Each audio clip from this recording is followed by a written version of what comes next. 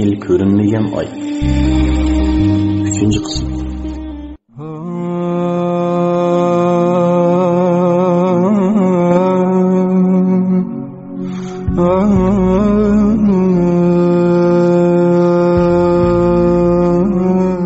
Nihayeti şefkatlik ve mihriban Allah'ın ismi bilen başlayman. Assalamu alaikum ve rahmatullahi ve berekatuh. Tövende İslam çakarları grubu tayyorlagan hicret tarihlaridan 10 yıl ko'rinmagan ay nomli asarni anglitishimizdan boshlaymiz. Bizni bir Xitoy yo'l boshlab bu yerga elib kelgan edi. O Xitoy bizga: "Sizlar bu yerda men kelguchi dam elib turinglar. Men sizlarga tamoq elib kelaman" deb qo'yib ketib qoldi. Biz bir kun bu sasliq o'rmonda o Xitoyni kutib turdik. Bu kuni bizga keyin qaytilgan Akash kech bo'lguncha bizga gap qilmagan edi. Bir narsa so'ralsa bilmayman dedi. Bizmi ko'p gap qilmadik. Kunduzda Xitoy kelmadi. Qo'rsoq ochsa men Urumchidan olg'at kelgan xurmani yedik. Kichik bolalar to'xtamay yig'laydi. Bu bolalardan tuqqan ayollar balasini pas qila olmay, ularmi yig'laydi. Chunki bolalarni tizdan pas qilmasa, bu chegara atrofi bo'lg'ach, kichik bolaning yig'i ovozi saqchiga anglansa sezilib qoladi. Qarasam, G'alita Akash bilan kelgan ayolning 2 yoshli qizi to'xtamay yig'lag'ach, onasi balasining yig'i ovozi bek chiqib ketmasligi uchun balasining og'zini tutib oldi. Men bu jarayonda necha qatim bizga yo'l boshlab kelgan Xitoyga telefon qildim. O Xitoy saqlab tur, men hozirla tamoq elib boraman deb qo'yadi. Ammo bu kafir Xitoy shom namozi bo'lay deganda yenimizga ichadigan suv va boshqa ozroq meva-chevalar elib keldi. Ondan biz Xitoy bilan yo'lni davom qildik. Bu yo'l borgancha tog' usti yo'linishiga qarab meng'atdi. Shunga bu yo'lda ayol kishining bola ko'tarib yo'l yurishi emas, quruq mengishimi tas edi. Mening do'stim kichik somkani mo'risiga ortib, 2 yoshli o'g'lini qo'lda ko'tarib meng'atdi. Ayoli birdan yo'ldashiga yordamlashib, somkani ko'tarishib oldi. Yangi tug'ilgan ayol aran o'zini elib, "Hardim" degach, keynimizdan maqdi. Yo'ldashi yangi tug'ilgan buvoqni va buvoqqa kerakli bo'lgan narsalarni ko'tardi. Ular bilan birga kelgan 13 yoshli bola bu ayolning somkasini ko'tardi. 2 qizi va o'g'li bor ayol 2 yoshli bolasini ko'tardi. Bular bilan birga kelgan akamiz bular elib kelgan cho'ng somkani va 4 yoshli qizni ko'tarib maqdi. 8 yoshli bola kichik bir somkani ko'tardi.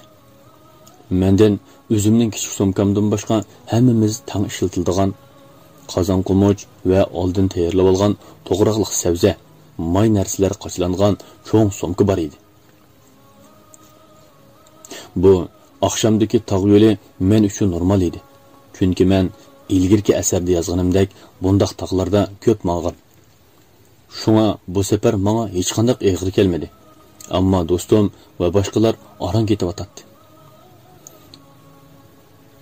Biz mushundaq 2 soat atrofida mengib, tog'ning ust tarpiga chiqib, kichik bir yerga kelganda yo'l boshlab mangan Xitoy ozroq dam olib olayli deb to'xtadi. Eng oldida Xitoy, ondan men, yenimda yiliqi G'alita akamiz, undan keyin boshqalar. Eng kendi to'g'tuq ayol eri bilan kelyotdi. Men dam elishga to'xtagan hamon keynimda qolgan 2 yoshli qizni ko'tarib kelayotgan ayolning oldiga balani ko'tarish uchun keldim. Men o ayolga yaqinlashganda o ayol yig'lab o'g'lini va quchqidagi bolasini tillab kelayotgan ekan. Bechora ayolga bakmi ichim og'irdi.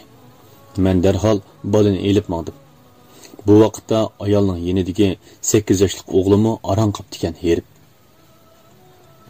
Ayol o'g'lidagi somkani ko'targach, keynimdan maqdi va bo'sh ovozda: "Balasiga nimishqimi tuqqan bo'lgutim, sen tozlani.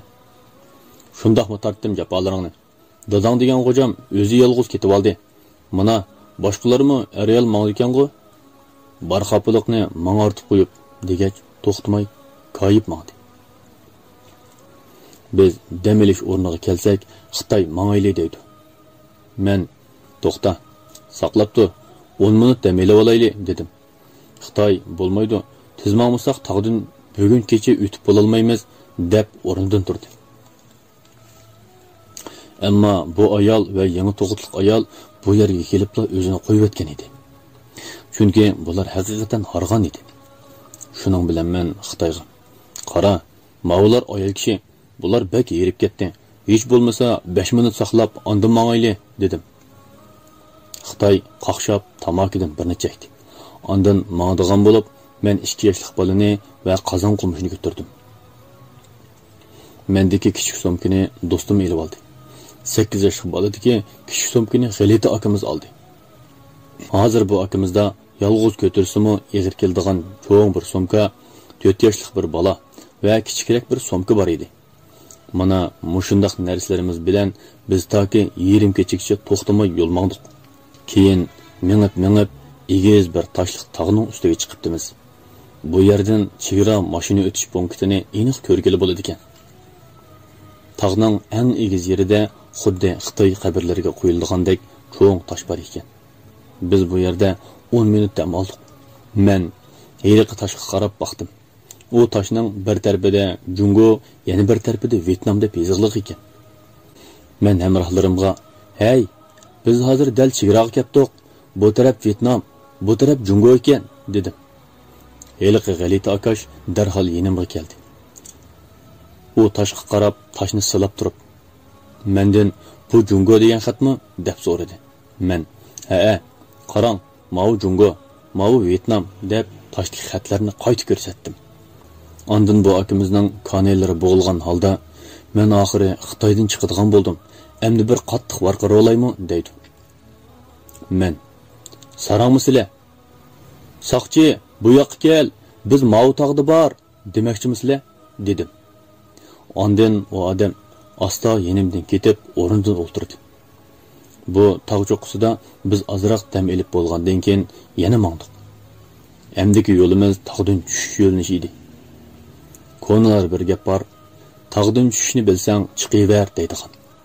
Rost degandek yo'l texmi askilashgan edi. Cho'ng toshlardan esilib tushadigan, atlab o'tadigan toshlar. Bundaq yo'llarda bichara ayollar ajoyib qiynaldi. Bo'libmi, G'alita akash bek ko'p narsa elib olgan. Uning chidamchanligini men his qilyapatdim, dedi. Bu qitimliq anglitishimiz bu yerda tugadi. Keyingi anglitishimizda ko'rishguncha Allohga omonat. Assalomu alaykum.